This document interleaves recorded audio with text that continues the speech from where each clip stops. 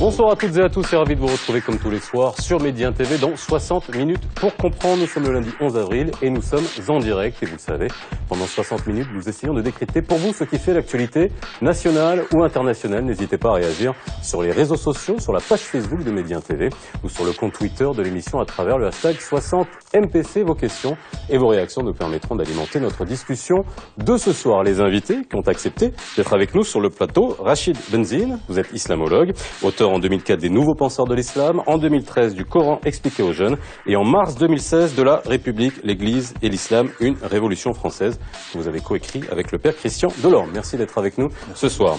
Mohamed Zouark, vous êtes directeur de yabiladi.com, le site d'information dédié entre autres aux Marocains résidant à l'étranger.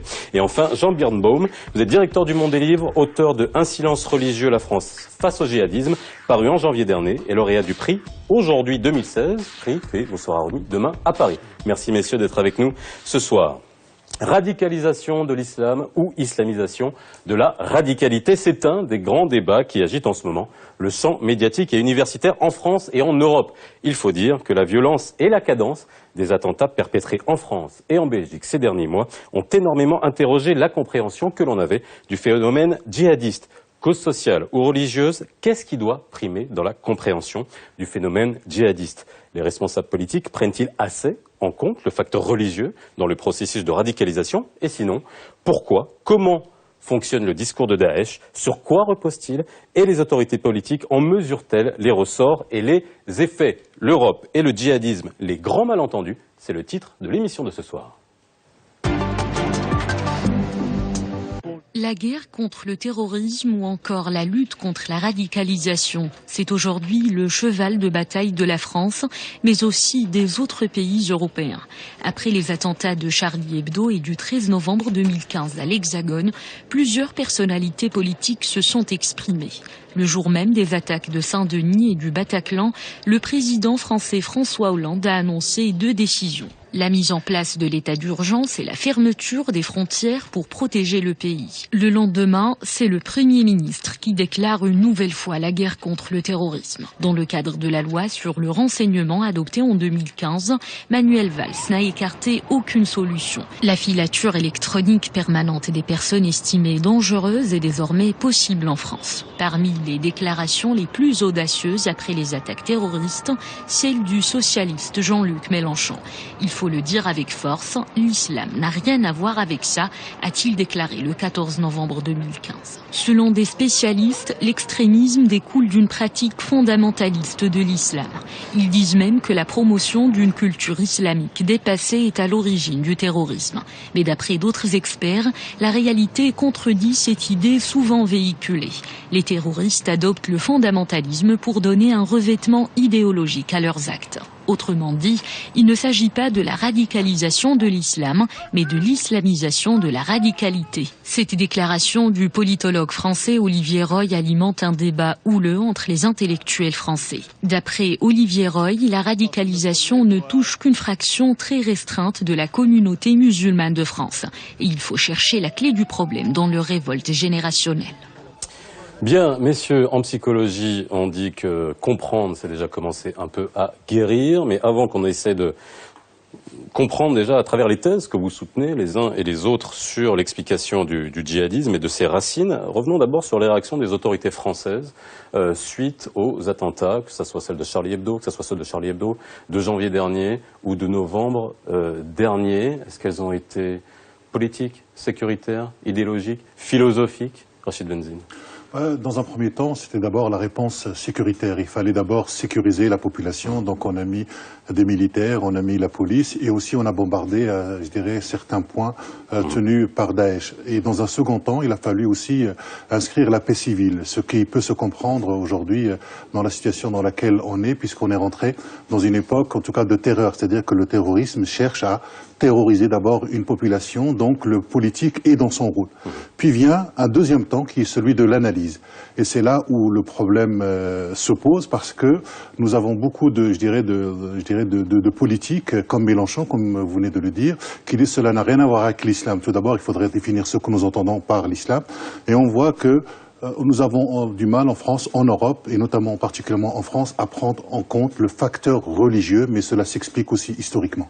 Alors justement, on en parlera parce que c'est la thèse que vous soutenez et également l'évacuation de la question religieuse dans l'explication du djihadisme. Jean Birnbaum, par rapport aux réponses qui ont été apportées suite aux attentats, après je vous poserai la question sur comment vous les analysez, bien sûr, parce que c'est ça qui nous intéresse. Non, mais ce qui est intéressant, c'est effectivement, comme l'a dit Rachid Benzine, c'est-à-dire qu'il y a eu, oui, il y avait une volonté de maintenir la paix sociale, il y avait une volonté d'éviter l'amalgame chez les autorités françaises, il y a une volonté qui est tout à fait louable, évidemment, c'est une intention qui est louable, d'éviter l'amalgame entre d'un côté l'islam comme spiritualité, comme pèlerinage intérieur, et puis de l'autre, le djihadisme comme violence sanguinaire. Et en même temps, on peut se demander si ce discours ça n'a rien à voir avec l'islam, que moi d'ailleurs j'appelle le rien-à-voirisme, un peu comme on parle d'aquabonisme. Vous commencez votre livre avec ça. Oui, je commence là-dessus parce que ce discours-là, il a une intention louable, mais en fait, à mon sens, il est à double tranchant. C'est-à-dire que même quelque part, si on voulait être un peu violent, on dirait qu'il poignarde dans le dos en fait tous les intellectuels et les théologiens musulmans ou les simples croyants musulmans, qui eux savent très bien que ça a à voir évidemment avec l'islam, que toutes les religions sécrètent leurs propres avatars meurtriers, leurs perversions sanglantes, et que là, il se passe quelque chose d'un peu spécifique effectivement à l'intérieur du monde musulman et que donc il faudrait soutenir les gens voilà, comme Rachid Benzine ou d'autres qui essayent de récupérer une tradition critique, d'avoir un autre rapport au texte, de réarmer l'islam autrement, spirituellement. Or, qu'est-ce qu'on a vu au lendemain des attentats? On citait Mélenchon, mais il y a eu Hollande dès les attentats de janvier.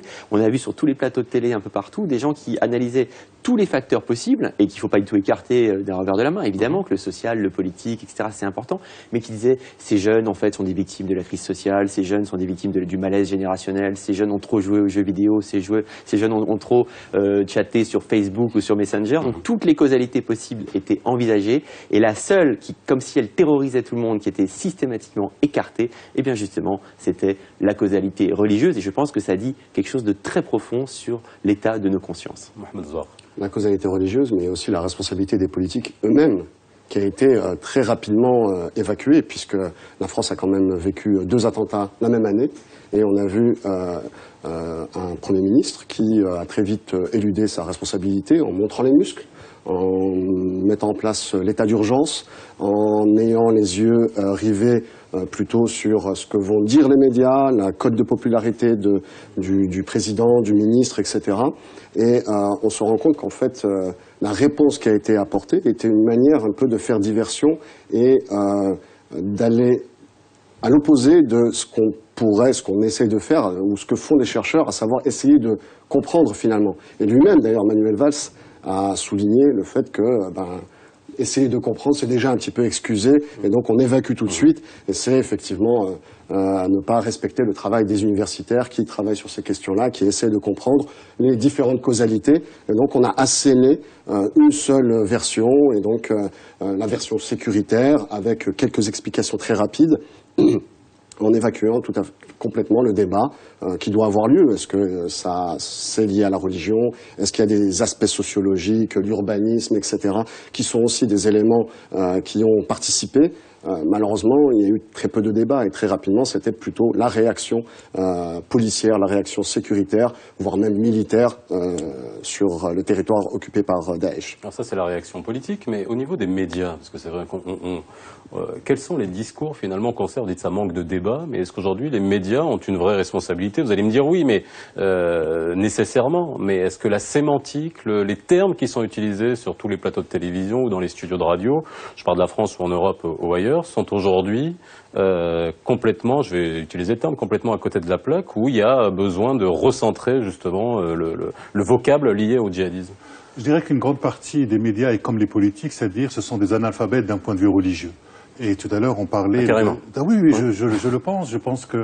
mais c'est lié aussi à l'histoire. En France, par exemple, depuis 1789, la République et l'Église, il y a eu un vrai conflit religieux. Et donc, aujourd'hui, on a des gens qui parlent de laïcité, mais la laïcité, d'abord, elle est le fruit d'une construction et en débat aussi, parfois en conflit avec la religion. Et donc, il y a toute une sémantique qui échappe complètement, je dirais, aux médias. Alors ça peut être le djihadisme, ça peut être le salafisme, ça peut être le wahhabisme. Et donc on est dans une espèce de confusion sémantique où on ne sait plus de quoi nous sommes en train de parler. Et la problématique aujourd'hui, c'est comment arriver à expliciter tous ces phénomènes en prenant toutes les variables, comme le disait Jean, sur ces éléments que nous devons absolument, je dirais, mettre en avant pour essayer de regarder la spécificité de ce qui est en train de nous arriver. À partir du moment où vous avez des gens qui tue au nom de la divinité, ou quelle qu'elle soit, il faut prendre cela au sérieux et ne pas être dans ce que j'appelle un double déni. C'est-à-dire que les sociétés sont dans un double déni. D'un côté, les sociétés occidentales sont dans le déni du fait religieux. Elles sont dans le déni d'une partie de la population qu'elle a complètement, je dirais, délaissée. Ce sont d'abord des Français et des Belges qui passent à l'acte. Et l'autre déni, c'est celui des musulmans qui disent cela n'a rien à voir avec l'islam.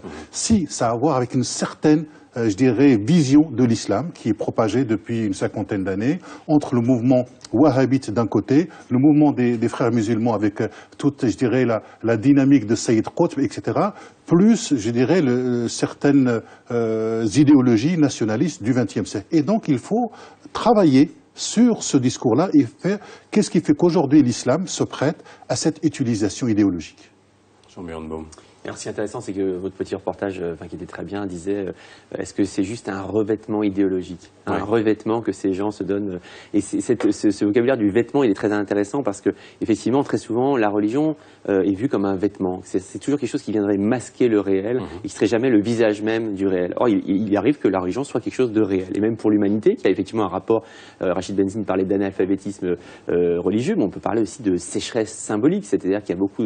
On est en Occident, en Europe en particulier, avec des générations d'intellectuels et de politiques qui ont largement oublié la puissance qu'a eu le religieux, la puissance autonome qu'a eu le religieux sur les consciences, sur les corps, qu'on ne pouvait pas penser le quotidien, la justice ou même les gestes les plus ordinaires sans en référer à Dieu pendant très longtemps en Occident aussi. Tout ça a été largement oublié, ce qui fait qu'on considère souvent le religieux effectivement comme une sorte de prétexte ou de revêtement. Et d'ailleurs, le philosophe Michel Foucault, dans ses reportages sur la révolution islamique en Iran en 78, il avait cette métaphore du vêtement. Il disait non, à gauche, chez les intellectuels, beaucoup de gens disent voient la religion comme un pur vêtement. Moi, ce que j'ai sous les yeux, c'est des gens qui se soulèvent parfois à main nue face. Alors là, c'est la révolution face aux chats, etc. Et la religion, disait-il, ça n'est pas là le vêtement, c'est le visage même de la révolte.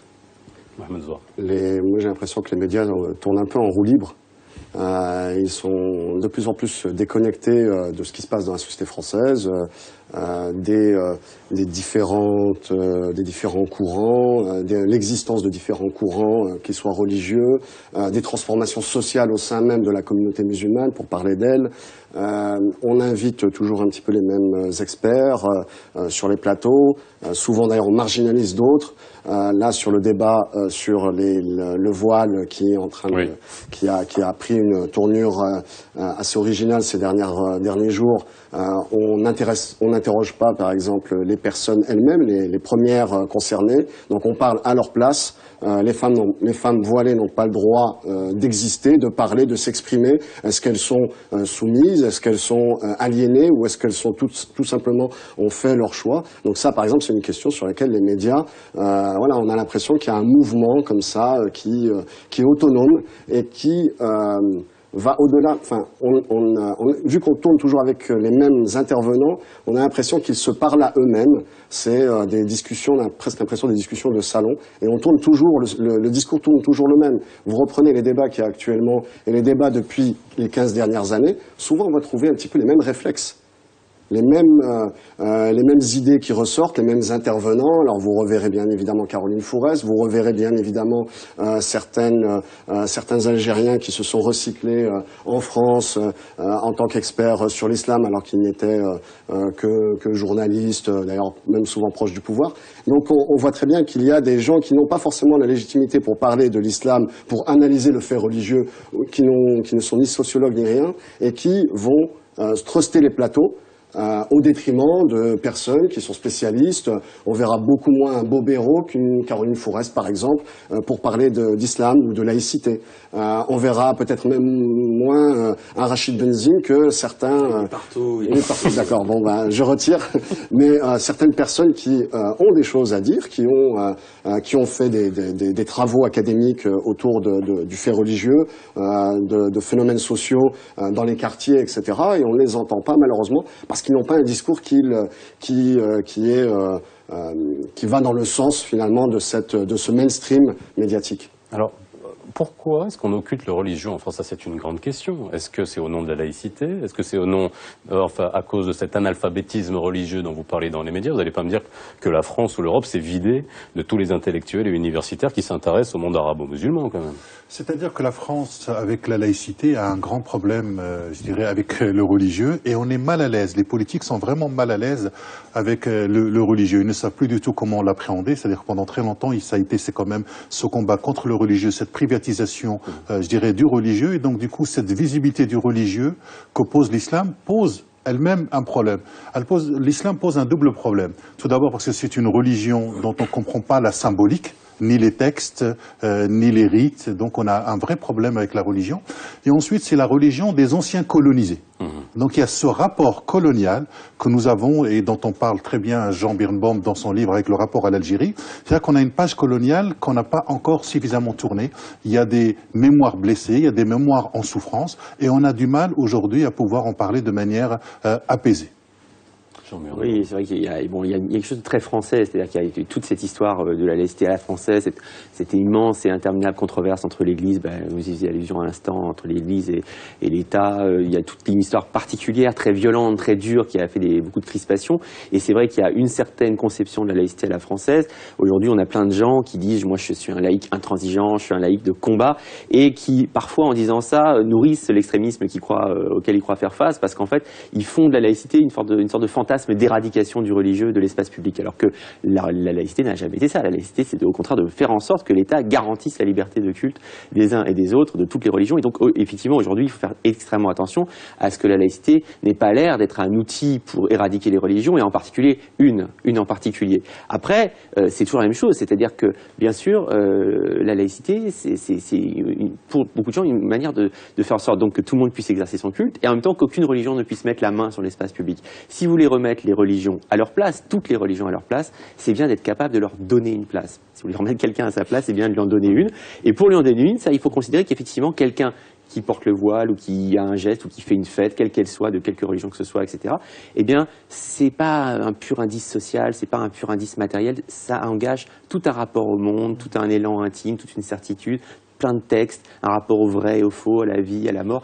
Et ça, il faut être juste à nouveau capable de le reconnaître et d'y faire face le cas échéant. Mais alors, insuffler la laïcité au forceps, je ne sais pas si vous me rejoindrez sur cette manière de formuler les choses, avec une formulation de la laïcité qui dépasse sa définition première, c'est liberté de conscience, liberté de culte, séparation des autorités et des organisations religieuses. Aujourd'hui, ça peut faire partie, je rentre dans les explications et dans l'analyse, après on verra surtout les aspects psychologiques, économiques.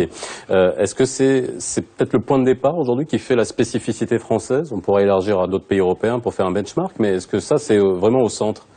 Oui, peut-être qu'il y a une crispation, effectivement, sur cette loi 1905 qui est un peu particulière à la France par rapport aux autres pays, mais après, les réactions par rapport à l'islam, que ce soit dans les autres pays européens ou même aux États-Unis, on le voit, sont parfois aussi violentes, donc en tout cas au niveau du discours médiatique. Mais moi, ce qui me marque, c'est que effectivement, il y a la réaction après les attentats qui est sécuritaire, qui est la fermeté, le discours dans les médias, qui est ce retour un petit peu à la fermeté, une laïcité offensive, de combat.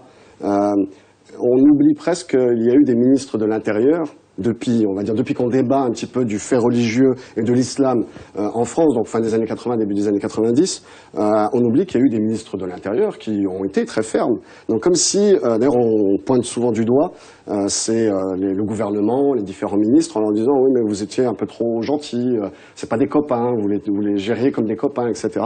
Et on oublie qu'on a eu un Chevènement, qu'on a eu un Pasqua, et qu'on a eu donc des ministres de l'Intérieur qui ont géré, qui ont parfois même géré le culte, Sarkozy, qui ont mis la main dans le cambouis, entre guillemets, si je peux me permettre l'expression.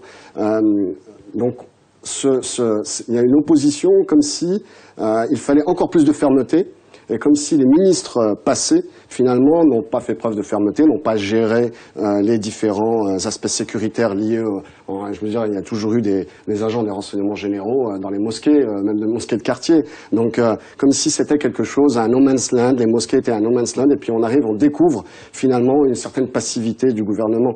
Non, il y a un vrai problème de fond, mais vouloir plus de sécurité, finalement, c'est aller vers un autoritarisme qui n'a pas lieu d'être en France.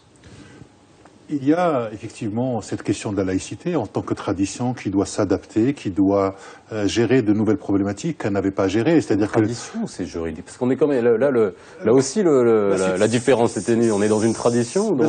C'est-à-dire qu'effectivement, il y a l'aspect juridique de la laïcité qui repose sur les trois principes que vous avez évoqués tout à l'heure. Mais je dirais la laïcité elle-même est issue d'une tradition.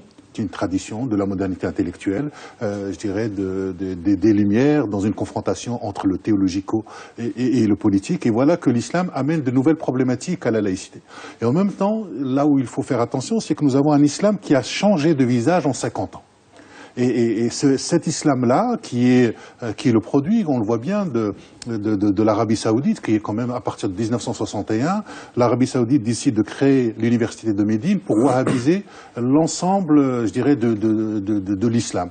Donc nous avons des gens qui ont été en Arabie Saoudite, qui se sont formés, qui sont revenus dans leur pays, qui ont participé à cette salafisation des esprits, plus la démocratisation des pèlerinages, plus l'avancée massive d'un islam politique qui utilise le phénomène de violence, plus des sociétés qui elles-mêmes sont en état d'implosion et qui ont été, je dirais, déstructurées dans la politique occidentale. Il y a aussi une responsabilité occidentale sur ces 30 dernières années, que ce soit la guerre en Afghanistan, que ce soit les deux guerres en Irak, la Syrie, la Libye, c'est-à-dire qu'on a déstabilisé quand même un certain nombre de pays. Et voilà que la variable religieuse et l'imaginaire religieux est en train de s'exprimer dans l'espace public, et avec un islam qui n'est pas, je dirais, un islam. Vous savez, la religion, elle repose sur trois pôles. Il y a le premier pôle qu'on pourrait appeler le pôle de l'éthique. C'est ce que Paul Ricoeur appelle une vie bonne avec et pour autrui dans des institutions justes. Puis vous avez un aspect cognitif qui est très important, qui est celui de la connaissance. Et vous avez un troisième élément qui est l'aspect identitaire. Aujourd'hui, ce que nous avons, c'est une expression d'un islam identitaire qui n'est absolument pas inquiété par des questions ni philosophiques, ni exégétiques, ni théologiques. Et cet islam identitaire est en train d'aller dans l'espace public à travers deux variables, la variable du vêtement et la variable de l'alimentaire, face à des sociétés qui, elles, ne sont pas préparées, je dirais, à accueillir tout cela. Donc, je dirais que la laïcité n'a pas un problème avec la religion. La laïcité, aujourd'hui, a un problème avec un certain type de religieux qui prétend, au nom d'une religion, imposer la norme, sa norme, à tout le monde. Donc, on est face à des questions de valeurs. Ce qui est intéressant, c'est que justement, ces identitaires de l'islam, ils ont en face d'eux des gens qui sont des identitaires nationaux ou locaux. Vous voyez, c'est-à-dire qu'on a quand même là un phénomène qui est mondial.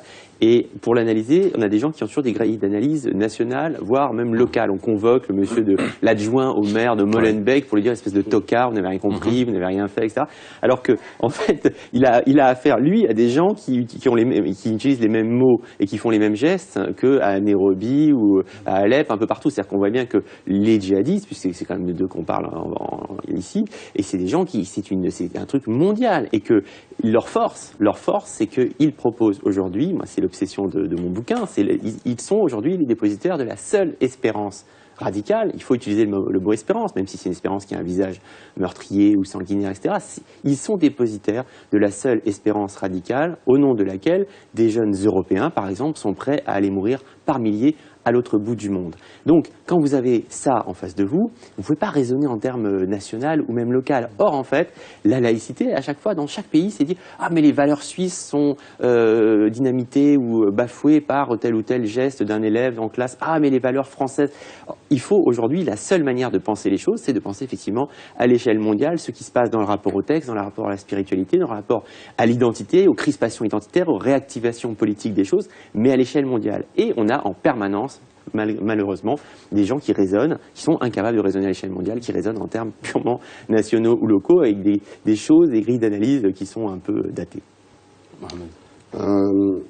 Tu as évoqué effectivement, Rachid Mézine a évoqué le problème lié à cette conception de la laïcité et cette intégration finalement d'un nouveau fait religieux, les musulmans, cette communauté musulmane anciennement colonisée qui vient effectivement occuper, c'est le terme d'ailleurs utilisé par Marine Le Pen, mais qui vient occuper le terrain, qui fait partie finalement du décor.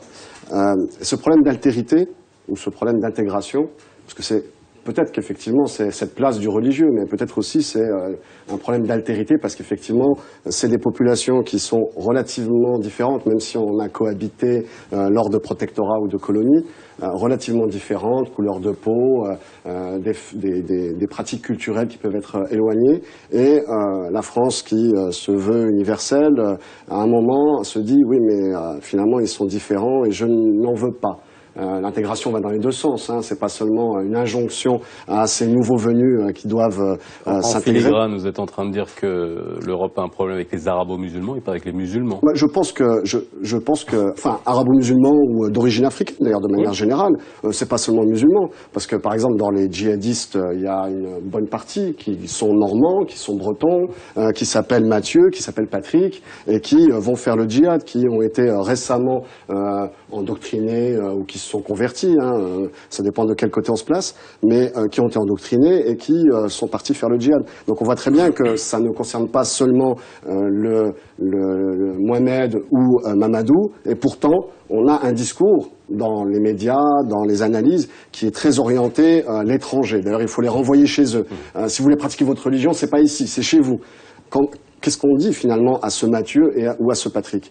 Et ce refus de l'altérité provoque en miroir, j'ai l'impression, renvoie une image, on ne veut pas de toi, et provoque justement des problèmes identitaires qui, déjà la jeunesse de manière générale est un petit peu en déshérence, est un peu perdue, et on se retrouve avec une jeunesse, particulièrement ceux qui sont d'ascendance africaine, se retrouvent rejetés et ont une image renvoyée d'eux-mêmes qui est tout le temps négative.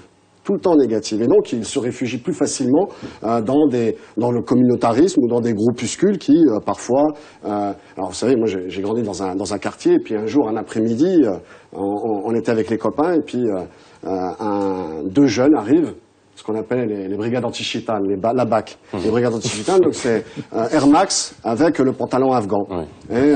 Et puis, bien sûr, la barbe, une jeune barbe, parce qu'ils étaient relativement jeunes, donc un peu imberbes.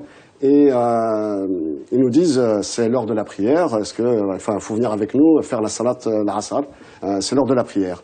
Et donc évidemment ils veulent nous amener à la mosquée du quartier.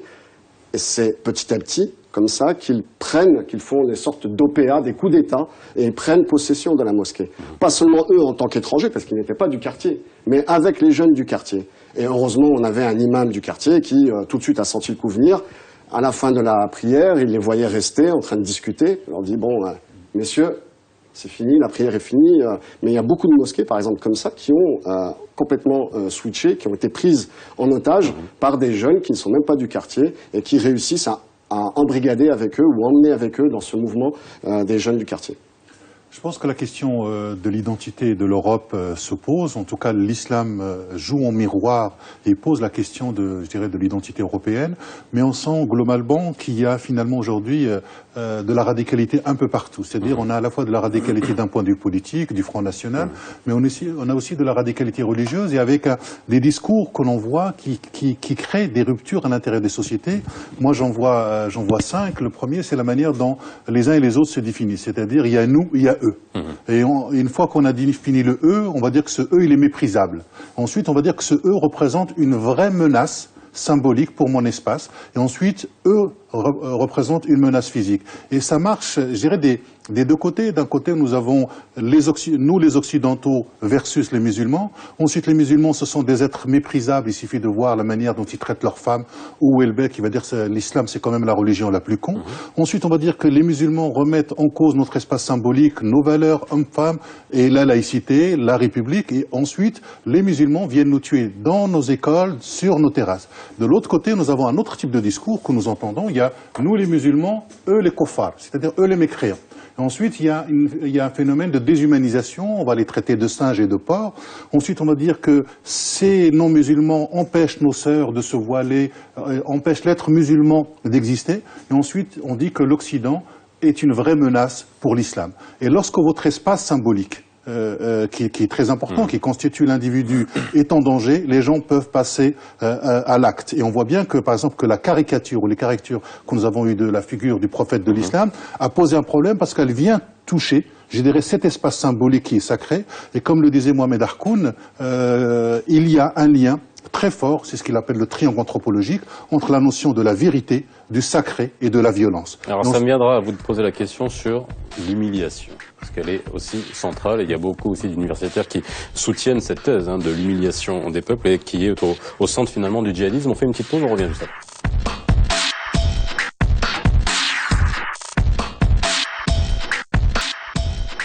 L'Europe et le djihad, les grands malentendus, c'est le titre de l'émission de ce soir. Si vous venez de nous rejoindre dans 60 minutes pour comprendre. Alors c'est vrai que j'allais vous poser la question de l'humiliation. Est-elle au centre finalement de ce djihad? Est-ce qu'on n'élude pas, au-delà du fait religieux, cette humiliation qui peut être ressentie soit cristallisée par le conflit israélo-palestinien, par ce qui se passe en Irak, en Syrie, qui sont, et vous parliez d'analphabétisme, il y a aussi beaucoup de symboles qui sont peut-être pas perçus, comme l'Irak et la Syrie sont quand même le berceau de civilisation, qui sont peut-être pas présentés comme ça, notamment Alep, on en a souvent parlé sur ce plateau. C'est au centre, ça? On l'élude trop aussi, cette humiliation, ou on l'évacue de manière raisonnée?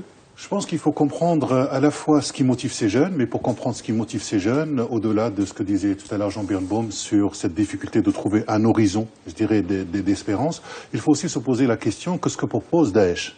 Et Daesh propose quelque chose, à mon avis, qui est imparable en termes d'espérance politique, parce que c'est un mouvement à la fois théologique et politique qui repose sur 3 mythes fondateurs qui sont très puissants dans la conscience musulmane. Tout d'abord, le mythe du califat versus le capital. Donc ça, c'est un élément important qui appartient, je dirais, à l'organisation politique, je dirais, de l'islam. Le deuxième mythe, c'est quand même celui de la fin du monde. Donc, sur cet espace-là aura lieu je dirais, le dernier combat.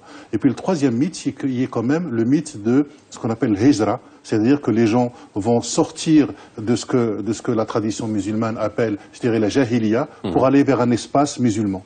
Et Daesh propose 4 rêves qui sont quand même très importants. C'est d'abord le rêve de l'unité politique islamique, le rêve de la pureté, pour le salafisme, le rêve de la dignité face aux humiliations dont vous parlez tout à l'heure, et le rêve du salut. C'est ce qu'on pourrait appeler le carré magique.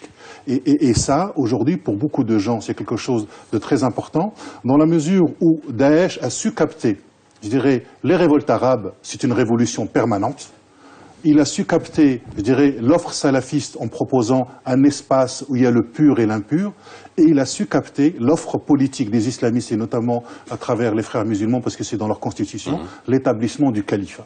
Et vous voyez, là, donc on a un phénomène de retour de l'histoire qui est certes fantasmé, qui est mythifié, et qu'il va falloir un jour quand même déconstruire. Moi, je pense que un des problèmes, je suis pas totalement sûr qu'il faille mettre l'humiliation au centre des choses. C'est-à-dire que c'est très important, mais je suis pas sûr qu'il faille mettre ça au centre. On a plein de on a du mal donc à faire face à ce retour de flamme, non pas du religieux, mais du religieux dans ses liens avec la politique, du théologico-politique. Et donc, on s'accroche à des grilles de lecture qui nous sont familières. Donc, il y a la grille de lecture sociale. Il y a la grille de lecture nationale d'abord. Vous avez raison d'insister sur la question des convertis. Il y a une certaine droite nationaliste qui fait de tous les djihadistes des immigrés, des étrangers, des réfugiés, etc. C'est pas vrai. Effectivement, il y a un djihad de souche, si j'ose dire. Donc il faut arrêter avec cette grille de lecture nationale. Il y a aussi une grille de lecture sociale. Je parlais d'une certaine droite qui pense que c'est tous des immigrés. Il y a une certaine gauche qui pense que les djihadistes sont tous des déshérités. Et justement peut-être des humiliés. Or en fait, Ben Laden, il avait sans doute des raisons d'être humilié, mais enfin il était quand même, il avait pas de quoi se plaindre financièrement. Régulièrement, on a des gens qui sont des fils de très bonnes familles, dont on voit qu'ils basculent là-dedans. D'ailleurs aussi chez les convertis, vous savez, il y a quelques années, il y avait eu. On peut pas être humilié quand on est riche? On peut tout à fait être humilié. Enfin, apparemment, vous en savez quelque chose. Je pourrais vous en parler si vous voulez. Voilà, mais on est en direct. Vous voulez le faire maintenant? Non, si vous voulez. D'accord. Allez-y, y a pas de problème. L'humiliation des riches, qu'est-ce que c'est? Comment ça se passe? Vous me qualifiez de riche, là, c'est autre chose.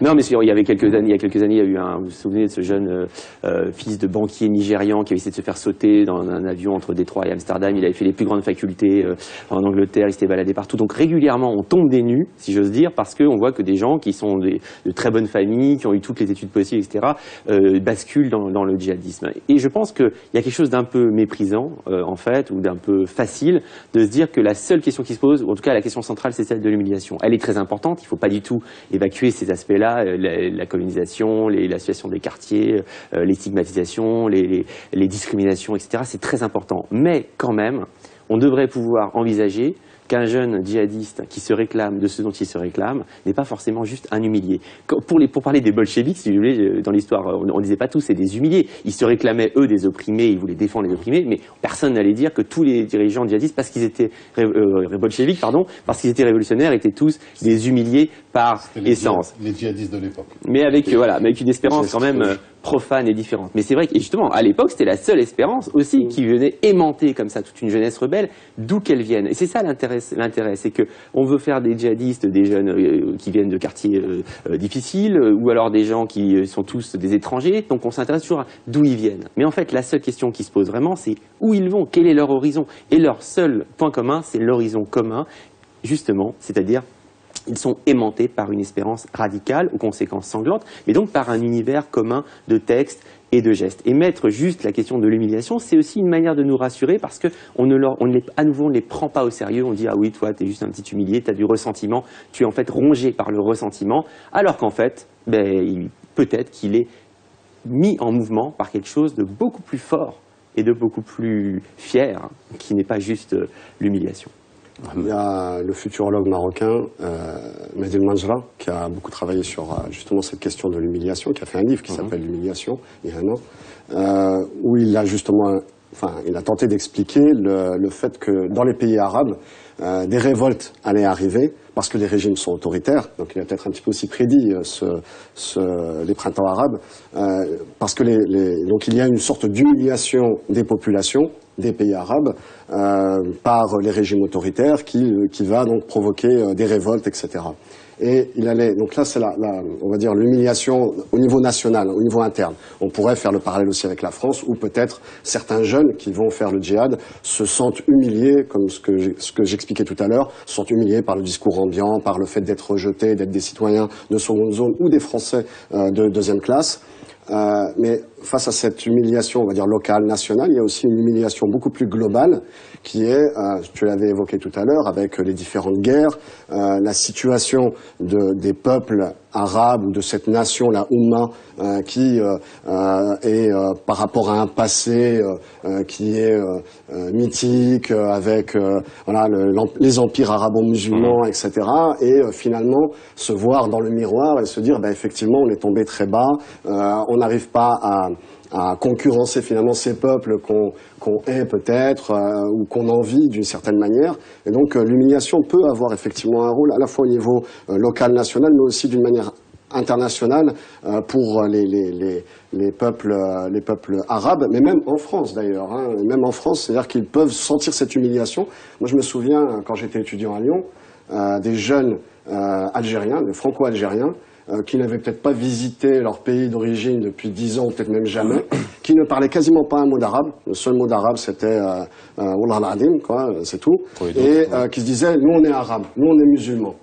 Et eux, les occidentaux, etc. Donc on voit très bien qu'il y a un côté, ils sont dans quelque chose d'un peu mythique, qui n'a pas de prise avec le réel. Mais au-delà, bien sûr, de l'humiliation, il n'y a pas que ça. Il peut y avoir aussi des crises identitaires ou des questions identitaires qui sont, je pense, très importantes, pas seulement en France, mais aussi au Maroc, qui on est, etc. Mais aussi une peur de l'avenir. Aujourd'hui, quel est l'horizon ? On parlait d'horizon tout à l'heure. Quel est l'horizon pour les citoyens qui sont, un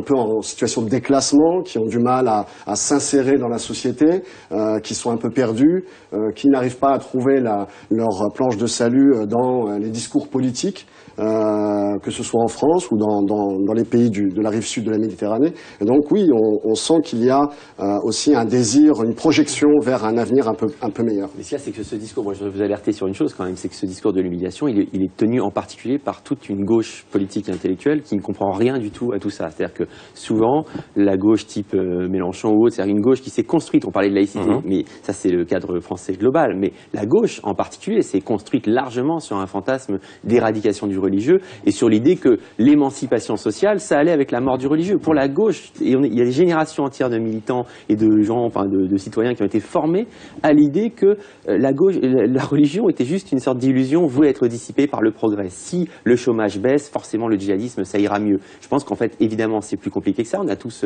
compris la chose. Moi, je pense quand même qu'il faut être alerté par le fait que cette gauche qui ne comprend rien au religieux du tout, son premier réflexe quand elle a affaire au djihadisme, c'est justement de se rabattre sur le discours de l'humiliation et de se dire ces gens sont juste des humiliés. Il faut essayer de comprendre que bon, c'est un hasard, voilà, c'est la radicalisation de l'islam. Non, c'est l'islamisation de la radicalité. C'est-à-dire qu'en fait, ces jeunes qui sont humiliés, bon bah il se trouve que là, ils ont pris un discours, ils se réclament de l'islam, mais ça aurait pu être le bio ou ça aurait pu être ou les jeux vidéo, n'importe quoi. Non, il se passe quelque chose d'un peu particulier que Rachid Benzine, dans la suite de Mohamed Harkoun, décrit très très bien. Et donc je pense que d'un côté comme de l'autre, enfin de tous les côtés, il faut que chacun effectivement prenne ce miroir, se regarde bien en face et se demande qu'est-ce qui se passe chez moi, en quoi je m'humilie moi-même quand je ne me considère que comme un humilié. On regarde un sujet de Manal Ardari, on revient juste après. Plus de 8200 cas de radicalisation sont signalés en France. D'après des sources médiatiques françaises, c'est le nombre de signalements effectués par des institutions et des proches qui ont contacté la plateforme téléphonique mise en place depuis 2014. Une plateforme pour prévenir les départs vers la Syrie et la radicalisation violente. En 2015, le gouvernement français a structuré son diagnostic autour d'un constat. Les personnes signalées sont toutes en perte de repères et en rupture avec leur environnement, quelle que soit leur origine culturelle et sociale. Entre 3 922 et 4 294 Européens seraient partis combattre en Syrie et en Irak. Près de 2 838 d'entre eux seraient issus de Belgique et 900 personnes sont en provenance de France. Toujours selon la même source, 30% de ces combattants seraient revenus sur le sol européen. D'après une récente étude du Centre international de lutte contre le terrorisme, la majorité écrasante des Européens partis en Syrie seraient originaires de grandes villes ou de communes de périphérie et près de 17% d'entre eux seraient des femmes. Pour rappel, 2014 a été l'année la plus meurtrière depuis 15 ans. 32 685 victimes en 2014 contre 3 329 en 2000, d'après un rapport de l'Institut pour l'économie et pour la paix publié en novembre 2015. Boko Haram est l'organisation la plus meurtrière, vient après Daesh. Alors, c'est vrai que là, on voyait les différents profils de gens qu'on appelle radicalisés. Ça me fera poser aussi la question, quel est le curseur? C'est-à-dire à partir de quel moment, en Europe, on considère quelqu'un est radicalisé? Mais vous, Rachid Benzine, vous avez rencontré des gens qui sont revenus de Syrie, en prison. Quelle est l'analyse que vous avez faite finalement des gens que vous avez rencontrés? Tout d'abord, le terme radical pose un problème parce que étymologiquement, ça veut dire revenir à la racine. Et puis, on peut avoir des discours radicaux sans pour autant que cela entraîne de la violence. En France, on a des plus vieux partis qui est le parti radical de gauche. Donc ça, c'est le premier élément. Donc je préfère beaucoup plus l'idée d'un engagement djihadiste avec des profils, je dirais, très très divers. Ce que je constate, c'est qu'il n'y a pas de profil type. Moi, il m'est arrivé de rencontrer en prison, parce que j'ai eu l'occasion d'aller dans des conférences et de rencontrer des gens de retour de Syrie, j'ai rencontré des docteurs en histoire. Et pour moi, ça a été une nouveauté assez incroyable. C'est pas simplement des jeunes de banlieue. Vous avez des jeunes qui ont, je dirais, des docteurs en histoire qui ont un discours très structuré, qui savent pourquoi ils veulent aller là-bas, la question de l'utopie, la question d'un État islamique, la question d'un califat, d'une utopie révolutionnaire, c'est quelque chose de très important pour eux. Avec une critique de la démocratie occidentale, avec une critique de la politique occidentale, je dirais, celle qu'on a l'habitude d'avoir aujourd'hui quand on est universitaire. Et c'est pour ça que cette idéologie théologico-politique, elle est absolument à prendre en compte. Et comme le disait tout à l'heure Jean, c'est la seule offre en termes d'espérance. Et la question que nous devons nous poser, c'est quel type d'espérance nous mettons en face de ça. Et qu'aujourd'hui, nous sommes en panne, je dirais, d'espérance, et que ce retour du religieux, ce retour du théologico-politique, nous ne savons pas du tout comment l'appréhender. Mis à part de dire c'est pas le vrai islam ou c'est un mauvais islam, ce ne sont pas des musulmans. À mon avis, aujourd'hui, il faut aller beaucoup plus loin que ça. Il faut pouvoir étudier l'islam d'un point de vue historique, montrer comment il s'est construit, montrer comment Daesh puise dans la tradition musulmane, elle puise dans le Coran, elle puise dans la tradition prophétique, elle puise dans les œuvres d'Ibn Taymiyyah, elle puise dans les œuvres de Sayyid Qutb. Ce sont bien des références musulmanes. Et donc c'est assez important, je dirais, d'aller aussi sur ce terrain-là pour faire ce vrai travail de déconstruction que l'on doit faire, parce que ce qui a cours aujourd'hui chez beaucoup de musulmans, ce n'est pas l'histoire des origines, c'est plutôt le fantasme des origines. Et tant que les musulmans, quelque part, ne se seront pas appropriés de manière critique mais une critique au sens de radical, puisqu'il faut être radical, mais une critique radicale. La manière dont l'islam s'est construit, l'islam continuera à être utilisé comme, je dirais, en tant que carburant politique. Jean Birnbaum.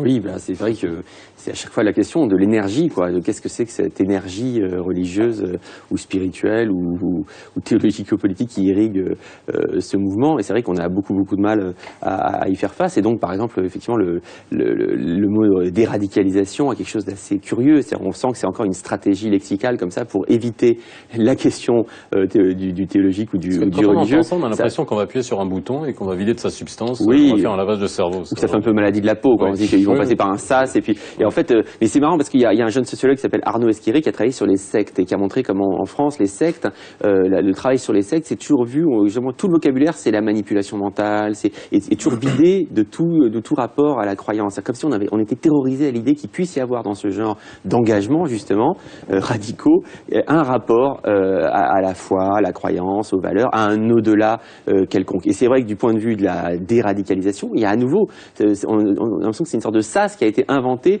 pour évacuer au passage la question religieuse. Or, en fait, cette question, on n'arrête pas de le dire depuis le début, elle est centrale et c'est comme si, oui, le djihadisme disait quelque chose de la crise de l'espérance dans notre monde parce que finalement toute la gauche, moi c'est une question qui m'intéresse, toute la gauche de génération en génération, elle a toujours proposé un au-delà. C'était aussi un au-delà. Elle disait, il faut aller au-delà du monde présent. Le monde présent, il est injuste, il est plein d'inégalités, il y a des guerres, il y a plein de contradictions, il y a de l'aliénation, etc., des humiliations, on en a parlé. Eh bien, on va vous proposer un au-delà. Même François Mitterrand en France en 81, c'était pas un bolchevique justement.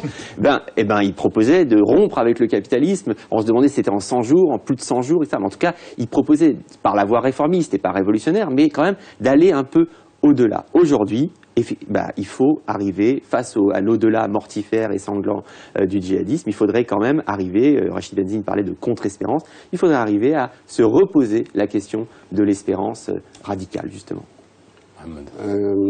Vous avez posé la question sur la radicalisation. La radicalisation est un peu concerne la personne qui pense avoir la vérité absolue. C'est Ali Harb, philosophe libanais, qui avait bien expliqué justement ce terme et les mécanismes. Ça peut concerner évidemment une radicalisation religieuse, là pour le coup les djihadistes. On peut aussi être face à une radicalisation politico-économique, le marxisme-léninisme qui a justement pris le pouvoir. Ça peut être aussi une radicalisation qui est raciale. Et donc là, on tombe sur le nazisme. Et effectivement, quand ils prennent le pouvoir, quand ce groupe radicalisé prend le pouvoir, on est face à des tueries, des massacres, ou bien quand ils n'ont pas le pouvoir, ça peut être juste des attentats sporadiques, ou bien Andreas Breivik par exemple, qui est aussi un radicalisé, qui va faire une tuerie, mais c'est ce qu'on appelle les loups solitaires, ou bien c'est un cas isolé, mais c'est aussi un exemple de radicalisation. La particularité de Daesh, je pense par rapport à ces différents exemples, c'est qu'ils sont à la fois, entre guillemets, un État. Ils se considèrent comme étant un État. En tout cas, ils occupent un territoire, avec peut-être en frappant leur monnaie, je crois, en ayant une économie, en ayant une vie sociale, un droit, etc. Donc, ils sont à la fois un État, un peu comme l'Empire soviétique, l'Union soviétique, un peu comme le nazisme avait un territoire. Et en même temps, ils sont dans une conquête sporadique et donc mènent des frappes comme ça sporadiques à l'extérieur. Et donc ils sont un petit peu comme le Andreas Breivik avec un coup par-ci, un coup par-là pour créer la terreur. Mais tous ces différents exemples de radicalisation sont justement dans une politique de terreur. Même quand on est par exemple en URSS, il y avait aussi une politique de terreur. Évidemment en Allemagne, sous l'Allemagne nazie, il y avait aussi une politique de terreur.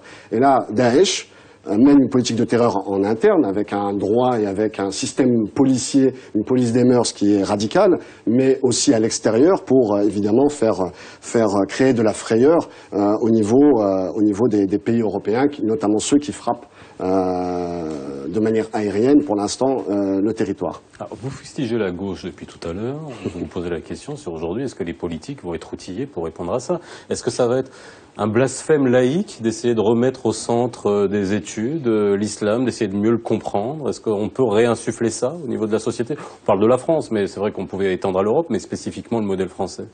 C'est-à-dire qu'en France, par exemple, on est soit entre le déni du religieux, ce qui est la thèse de Jean Birnbaum. Ah, mais ça va continuer comme ça? C'est-à-dire qu'on a fait le constat, mais aujourd'hui, est-ce que les politiques vont être à l'écoute de ça? Est-ce qu'ils vont être outillés pour répondre à cette question-là? Nous ne sommes pas outillés et les musulmans le sont encore moins. Donc aujourd'hui, il y a un constat sur lequel nous devons absolument travailler, puisque aujourd'hui, par exemple en France, vous avez l'histoire de la laïcité, c'est-à-dire que la laïcité est devenue la solution miracle. Comme les frères musulmans disaient l'islam est la solution, aujourd'hui on dit la laïcité est la solution. Et à mon avis, on attend trop de choses sur la laïcité. Il y a un vrai travail qui n'a pas été fait depuis très longtemps, un travail d'histoire de l'islam, de l'histoire de cette population, de sa mémoire, de sa culture. Il faut faire de l'anthropologie, l'anthropologie du Coran, l'anthropologie de la tradition prophétique, essayer de voir comment tout cela s'est construit et comment ces textes se sont imposés, parce qu'il y a eu, il y a tout un temps historique, par exemple sur la tradition prophétique qui est mise en place au IXe siècle et acceptée au Xe siècle avec le courant des Mu'tazila qui refusait d'utiliser la tradition prophétique comme élément normatif. Donc il faut rappeler ça aux musulmans, il faut leur rappeler comment leur histoire s'est construite. Or aujourd'hui ce que nous avons, c'est l'histoire du salut, une histoire religieuse, une histoire sacrée. Nous n'avons pas encore suffisamment travaillé une histoire au sens historique du terme. Et ça c'est le travail des universitaires, c'est le travail des professeurs qui doit être fait et essayer de voir notamment à quoi sert le religieux, l'aspect symbolique, le fait que ça permet d'inscrire l'individu dans une communauté et une communauté de destin. Tout ce travail-là doit être fait. Mais la question, c'est par qui sera-t-il fait? Et d'un côté, on nous dit c'est aux musulmans, je dirais, de le faire. Aujourd'hui, l'islam est dans une situation quand même assez terrible et on le voit bien parce que dès que vous commencez à travailler sur l'islam, sur sa construction, en vérité, vous avez des crispations identitaires. Il y a des guerres des identités aujourd'hui parce que vous touchez l'identité des gens, la manière dont ils se sont construits. Et le fait de désacraliser ce rapport à l'histoire fait comme si que vous désacralisiez quelque part leur propre identité. Oui, mais ça c'est très intéressant et moi je pense que les choses sont en train de bouger quand même. Je pense que le Bataclan et Bruxelles ont beaucoup fait bouger les choses. Moi je le vois dans la réception d'ailleurs de mon bouquin. Manuel Valls a dit il faut lire ce livre, etc. J'ai été invité à Solferino au Parti Socialiste. Alors ça veut pas dire qu'ils comprennent vraiment la chose, etc. Mais en tout cas c'est en train de bouger. C'est quand même en train de bouger. Disait Mohamed Zohar, quand il disait comprendre c'est excuser. Moi j'ai dit en début d'émission comprendre c'est peut-être commencer à guérir. Je fais pas de la psychologie du dimanche, mais en gros c'est un peu ça. Oui, c'est important. On ne pas comprendre. On voit qu'il y a quand même un truc qui est en train de bouger dans le discours de Cazeneuve. Vu sa dernière sortie, sur le salafisme. Sur le salafisme, j'ai un peu du mal. C'est très important. Donc effectivement, on peut se dire que il y a peut-être des gens autour de Valls, dans le gouvernement, un peu partout. Cazeneuve, par exemple, j'ai l'impression qu'il s'adressait à l'instance de dialogue avec le monde, c'est ça, musulman, on voit bien qu'il est en train de bouger un peu dans son discours. Après, la question, effectivement, c'est toujours celle d'une contre-espérance à proposer. C'est-à-dire que la gauche, le gouvernement, les hommes politiques en général, aujourd'hui, qu'est-ce qu'ils ont à proposer effectivement à la jeunesse? Et il y a ce rap de Booba, qui est un grand rappeur d'ailleurs qui se réclame de l'islam. Et à l'époque, il était avec, dans ce duo qui s'appelait Lunatic, qui est un rappeur qui s'appelle Ali. Et ils ont un morceau, d'ailleurs, qui parle un peu du silence. Lui aussi s'appelle Le silence n'est pas un oubli, où à un moment donné, ils disent « Heureusement, on a l'au-delà pour nous maintenir ».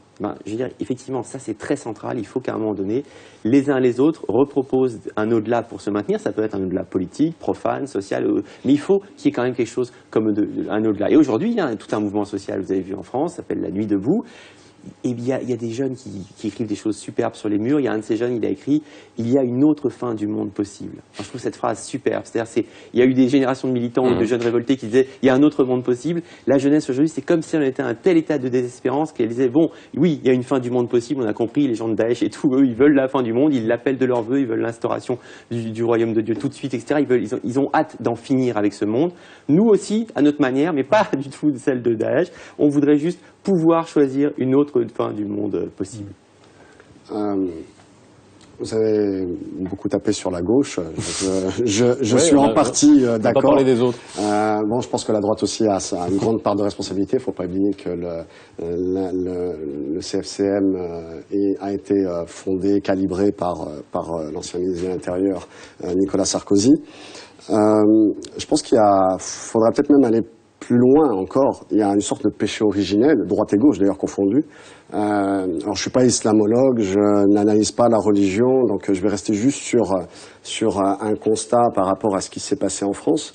C'est que dans les discours, on a beaucoup parlé de l'islam en France, l'islam de France, et d'une certaine manière quand même, on a créé quand même un machin comme disait De Gaulle, on a créé un machin qui est un peu hors sol, une sorte de religion hors sol, qui n'est liée à rien du tout, et on a coupé finalement ce cordon ombilical, même s'il était bien évidemment assez ténu, entre ces primo-migrants, la première génération de Maghrébins, de Maliens, etc., qui arrivent en France, donc en plus dans des familles qui sont quand même assez marquées par la figure du père.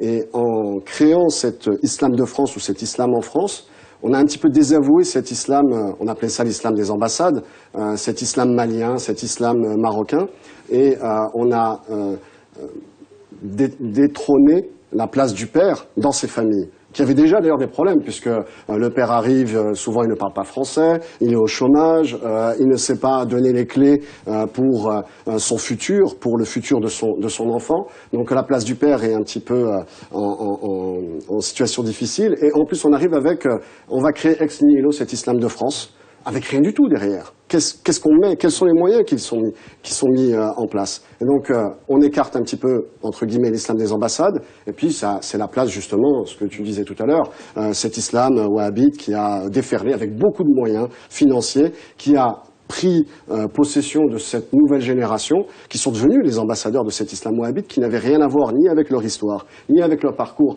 ni avec leur vie en France, qui étaient complètement en contradiction avec leur quotidien. Et on se retrouve avec un père qui a peut-être fait l'école coranique au Maroc ou en Algérie, qui reçoit des leçons d'un fils qui faisait les 400 coups pendant toute son adolescence et qui à un moment a vu la Vierge Marie, pour parler des catholiques, et se dire oui, non, mais c'est moi qui ai eu la envoyé par les Wahhabis. Oui, c'est pas mal. C'est moi qui ai eu la révélation, et voilà l'islam vrai, cette vérité absolue que je disais tout à l'heure. Et là, on rentre dans la radicalisation. Ouais. Je pense qu'il faut être conscient à ce qui arrive à l'islam. Vraiment, quand je le disais tout à l'heure, que l'islam a changé de visage. Il suffit par exemple de voir au Maroc, il y a 30 ou 40 ans, l'expression de l'islam qu'on avait, et aujourd'hui, les diverses expressions. C'est-à-dire qu'aujourd'hui, un jeune Marocain, il peut aller chercher son avis juridique à partir d'Internet ailleurs. Donc ce sont des imaginaires et des conceptions de l'islam. Il y a une véritable guerre à l'intérieur de l'islam sur le monopole de l'interprétation. Ensuite, nous sommes dans des sociétés qui sont bloquées, où la question de la jeunesse s'oppose. Il y a des jeunes, j'en rencontre des jeunes, qui n'arrivent pas à voir au-delà d'un mois ou de 2 mois. C'est-à-dire qu'aujourd'hui, nous avons des jeunes qui sont en rupture, qui sont en décrochage. Nous avons des jeunes qui sont passés parfois par le phénomène de violence et qui retournent la violence contre la société qui les a vus naître. Nous avons des jeunes qui sont en train de décrocher de la société, qui disent, faute de vivre ensemble, vivons entre nous. Ça, c'est tout le mouvement, je dirais, salafiste, avec la question de la norme qui est très importante. Et puis, vous avez d'autres types de jeunes qui disent, faute de vivre ensemble, allons vivre ailleurs. Donc, ça peut être des jeunes qui ont réussi, qui vont au Qatar ou à Londres, mais ça peut être aussi des gens qui ont envie de se retrouver, je dirais, chez Daesh.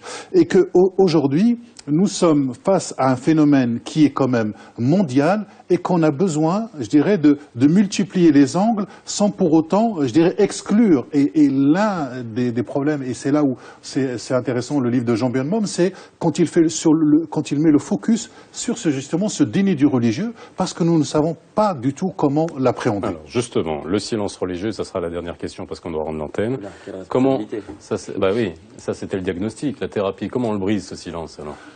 Eh ben, en se tournant vers des gens comme Rachid Benzine, par exemple. On dit, il y a un joli jeu de ping-pong, mais c'est vrai que aujourd'hui, moi j'étais très frappé. Il y a un philosophe marxiste qui s'appelle Étienne Balibar, qui est le père de l'actrice et qui est un philosophe qui a une influence énorme à l'étranger. Et c'est vraiment la pure tradition marxiste. Il a fait un papier dans Libération au lendemain des attentats de janvier en disant « Notre sort repose entre les mains des musulmans ». Pour un marxiste comme Balibar, c'était un truc incroyable, parce que chez les marxistes, la religion, c'est l'opium du peuple, c'est quelque chose de superficiel, c'est une petite butte témoin d'un archaïsme voué à être dissipé à nouveau par la justice, le bien-être, le progrès, etc., et la grande histoire avec un grand H. Ça veut dire qu'effectivement, les uns comme les autres commencent à prendre conscience qu'il se passe quelque chose d'un peu spécifique au sein du monde musulman. Et quand il dit « notre sort repose entre les mains des musulmans », ça veut dire dans cette espèce de guerre civile mondiale qui ravage l'islam de l'intérieur et dont parle Rachid Benzine, il faut s'en remettre, il faut pousser, il faut soutenir tous ceux qui essayent de soustraire leur foi aux fanatiques et ceux qui voudraient en faire une sorte de grimace sanglante. Merci à vous d'avoir été avec nous ce soir pour mieux comprendre ce sujet, même si c'est un vaste programme. Excellente soirée sur Médien TV, la rediffusion à 22h40. Si vous nous avez pris en route, comme d'habitude, à demain.